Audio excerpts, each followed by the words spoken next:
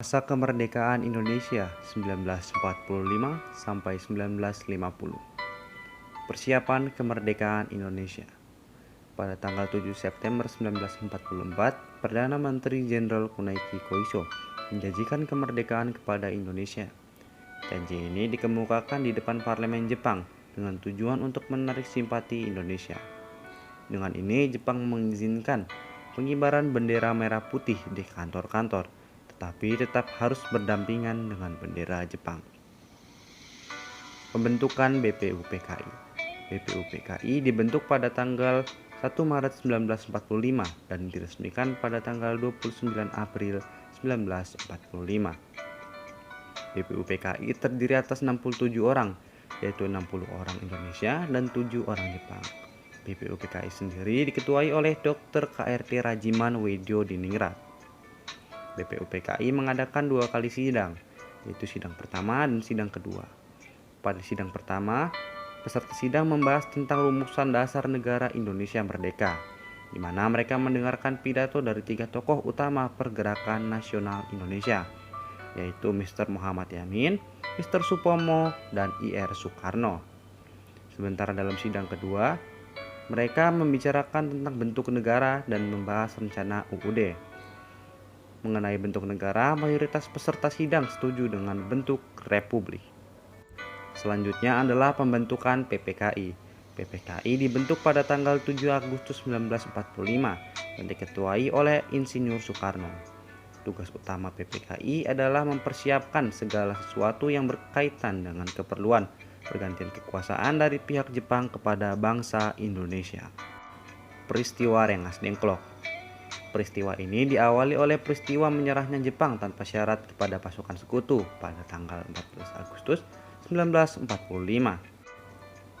Berita menyerahnya Jepang terdengar oleh para pemuda, salah satunya adalah Sultan Syahrir. Ia langsung mendatangi Soekarno-Hatta yang baru tiba dari Dalat, Vietnam. Ia dan para pemuda mendesak Soekarno dan Hatta untuk segera memproklamirkan kemerdekaan. Namun Soekarno dan Hatta menolak permintaan para pemuda dengan dalih menunggu kemerdekaan dari Jepang, yaitu pada 24 Agustus 1945. Namun Syahrir memberitahukan bahwa Jepang telah menyerah tanpa syarat kepada sekutu. Mendengar itu, akhirnya Soekarno pun menyetujui pelaksanaan proklamasi. Golongan tua dan muda sepakat untuk menggelar proklamasi pada 17 Agustus 1945 di Jakarta. Perumusan naskah proklamasi dilakukan di ruang makan rumah Laksamana Maeda oleh 3 orang tokoh kemerdekaan Indonesia. Hatta dan Ahmad Subarjo menyumbangkan pemikiran secara lisan, sementara Soekarno bertindak sebagai penulis rumusan konsep proklamasi. Kalimat pertama dari teks proklamasi adalah sumbangan dari Ahmad Subarjo. Kalimat kedua ide dari Soekarno, dan kalimat ketiga adalah sumbangan dari Muhammad Hatta.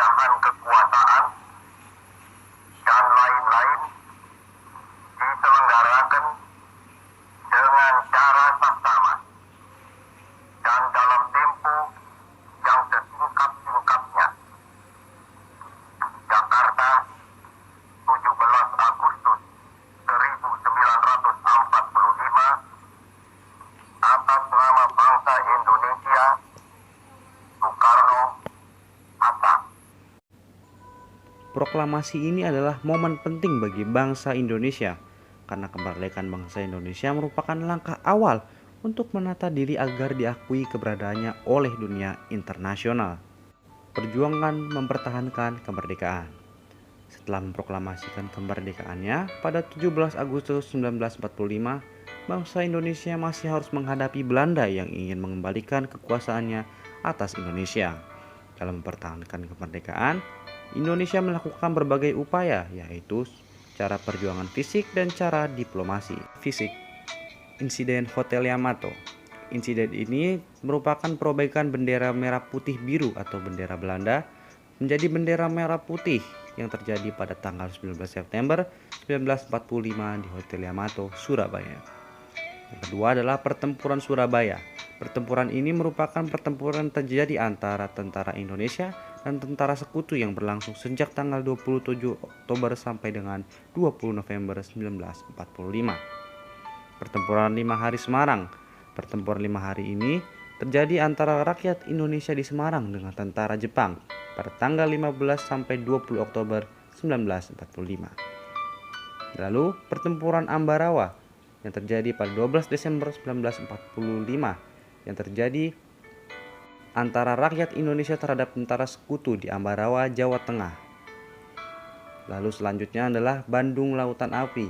Peristiwa ini adalah peristiwa kebakaran besar yang terjadi di kota Bandung, Jawa Barat pada tanggal 23 Maret 1946. Lalu Pertempuran Medan Area.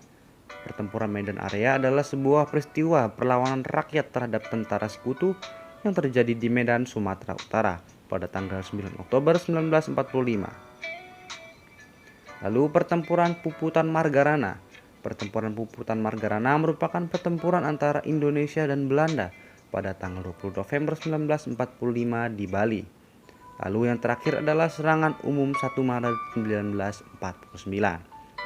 Serangan umum ini adalah serangan yang dilakukan oleh pasukan TNI dari Brigadir Wehrkeis 3 di bawah komando Letnan Kolonel Soeharto. Perjuangan diplomasi. Berikut ini adalah beberapa upaya diplomasi yang dilakukan oleh bangsa Indonesia untuk mempertahankan kemerdekaannya. Yang pertama adalah Perundingan Linggarjati. Yang kedua, Perundingan Renville, lalu Perundingan Romroy, dan Perlindungan Konferensi Meja Bundar. Yang keempat, perkembangan politik Indonesia pada masa kemerdekaan. Republik Indonesia Serikat dan kembali menjadi Republik Indonesia.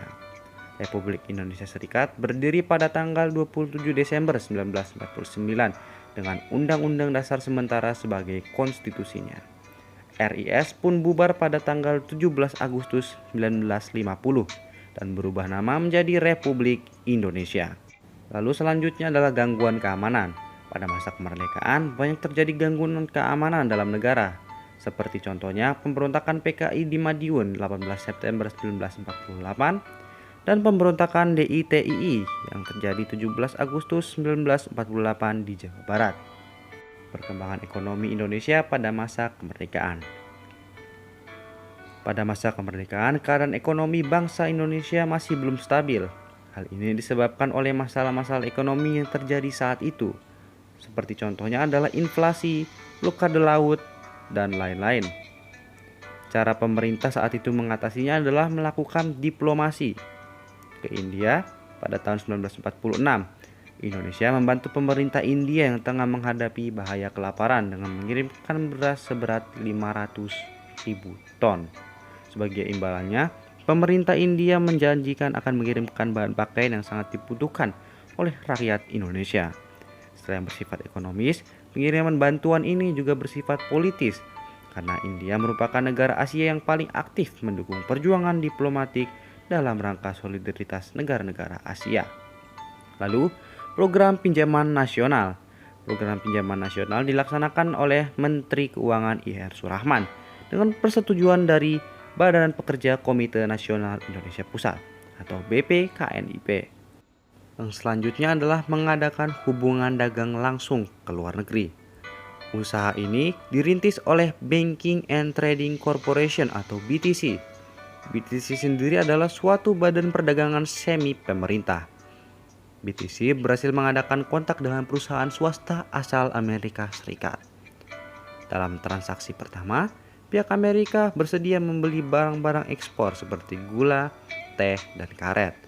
Usaha lain untuk mengadakan hubungan dagang langsung ke luar negeri juga dilakukan melalui Sumatera. Tujuan utamanya adalah Singapura dan Malaysia.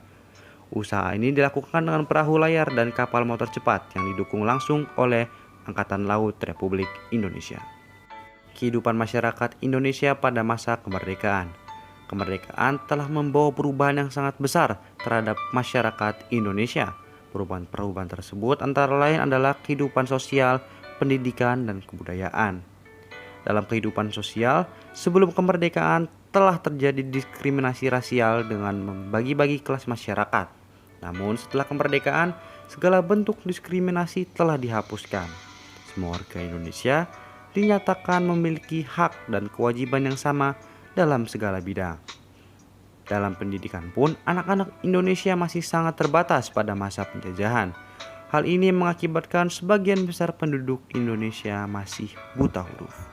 Namun semua itu berubah setelah kemerdekaan, di mana semua anak-anak berhak mendapatkan pendidikan yang cukup. Lalu yang terakhir adalah kebudayaan. Dalam bidang kesenian, banyak muncul lagu yang bertemakan nasionalisme yang diciptakan oleh para komponis seperti Cornel Simanjuntak, Kusbini, dan Ismail Marzuki.